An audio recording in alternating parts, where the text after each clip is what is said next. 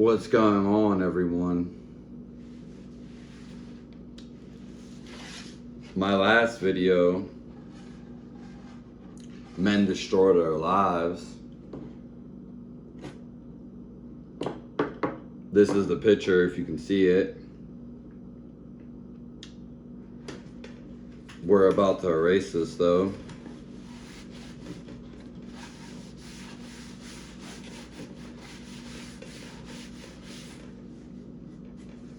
And we're going to talk about you are a living soul.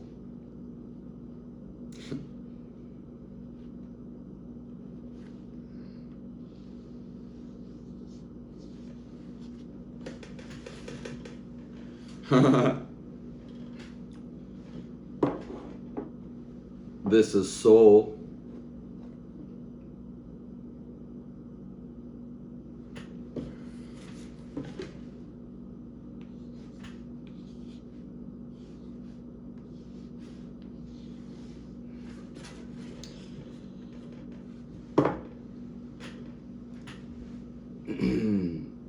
So,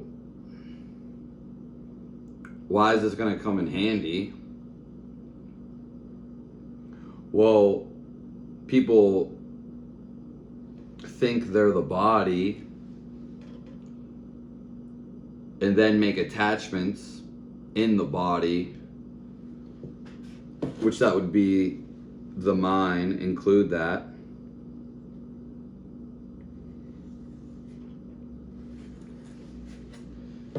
And inside that mind, now you have an attachment with the physical body.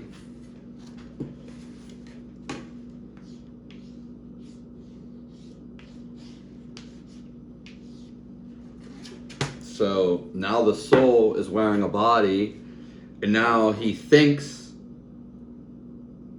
he doesn't know what to think originally until he wakes up and becomes enlightened.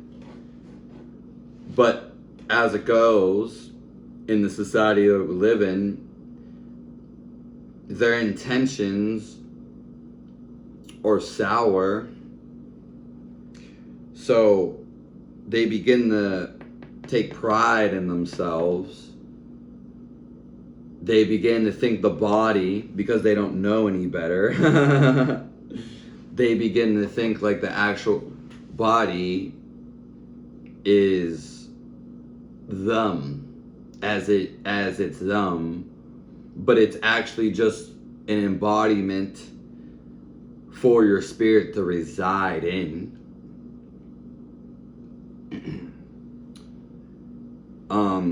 This is next level, but you can grasp it too.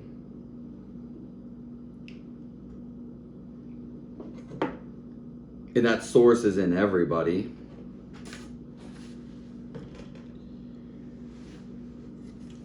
Also, there is the mind, which I drew up here, but maybe we'll make a type of a brain. I don't know.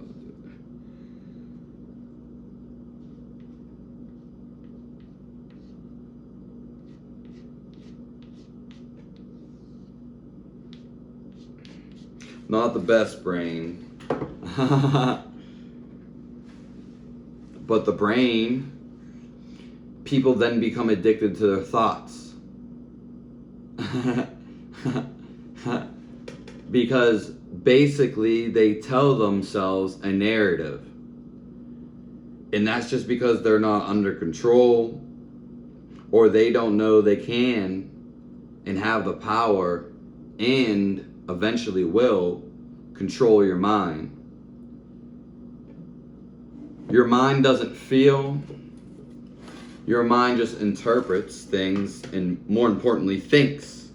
Your mind likes to think how it knows it feel.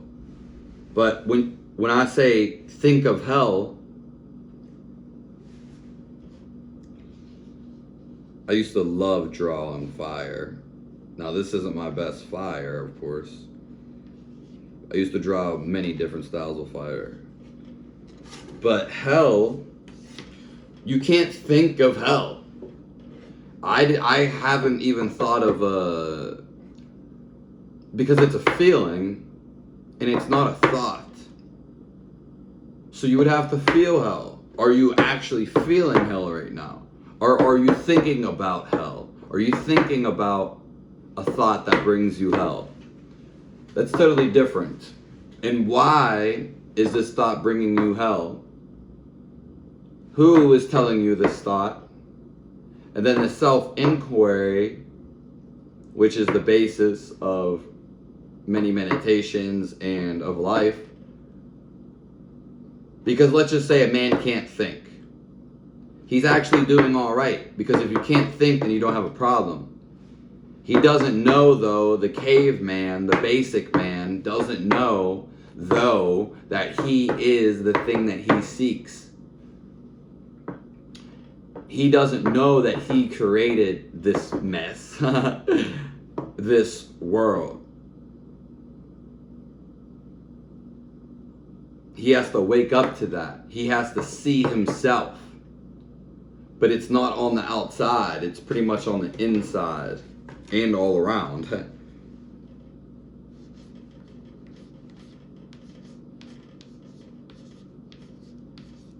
So the real journey, no matter where you go across the world, Africa, New York, Australia, in the space, in the water, different dimensions, different realms, the real search is inside of you. Because that's what you're actually searching for. Everything outside inside of you is an illusion. Because it's just you multiplied in different ways. It's not meant to be hard to understand, but it's hard to understand. because it's actually felt. And you will never understand it until you feel it.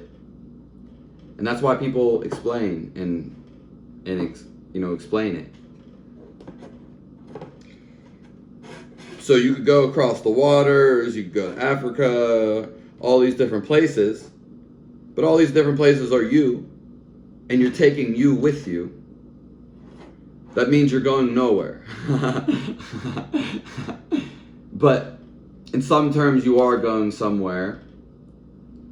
But your vessel and your embodiment of the soul, the body that you created, you co-created, we could say, with God or with creation. Creation's basically almost a thing, an entity. It's female and male. It's something beyond that. And that is why people get confused with their genders. They're going, oh, male, female, because they're confused on a physical level. We each have those native feminine and masculine traits. But, women are going towards more masculine traits and men are going towards more of these more feminine traits. Which is not, there needs to be balance.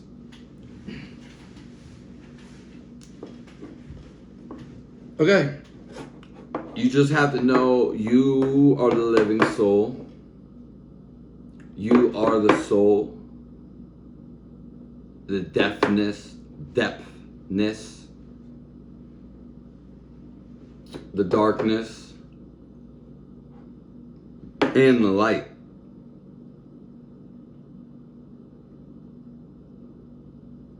It's the life journey, but circumstances will happen on the outside, but it's going to be how you react on the inside that determines the karma, the effect that happens to your life. But more importantly, knowing this, even hearing it, is the best knowledge you can get.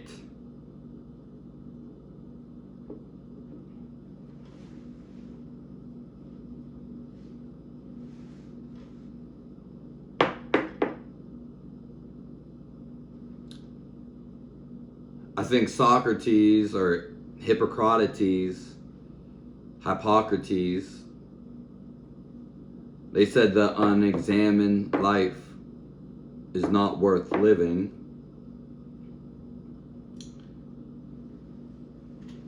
And that's because it's not. If you don't examine what you really are, then most people are going to be stuck. That's the next thing, stuck in the cycles of life and death, samarsas.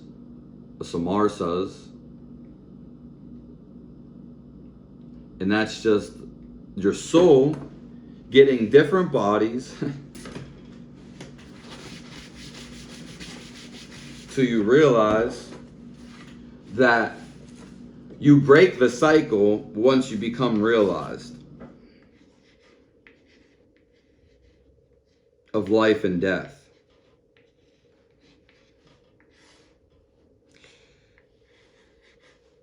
Got some ugly letters.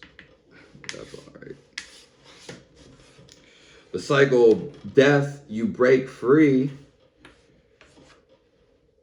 of the cycle of death once you realize who you are. This is another reason why it's the greatest knowledge. Because then nothing else really matters. And so what if you don't have this knowledge? What if you don't have this experience? Because everything I'm talking about is experience and felt. It doesn't really necessarily matter about the knowledges, but it helps. Well, then you're going to be forcing yourself to suffer and almost like battling yourself, sinking yourself. You're just going to not get through your tribulations and how you handle with concerns in your life or things that are important that come to your attention. All right, I know this was a longer one, but I guess it's kind of a deeper topic, though it just feels like we scratched the surface. So you'll keep finding more bodies if you never find this out until you find it out. You could go and live on a whole different realm. You can go live in a whole different species of humans, humanoids, aliens, whatever you want to call them, lizards, different, anything. Life is, it can't be explained, and the unimaginable is imaginable. The unimaginable is imaginable. There is certain realms for that, though. So your next life, yeah, you could be an alien, but did you realize the Almighty? You're probably getting closer and closer. All right, have a nice one.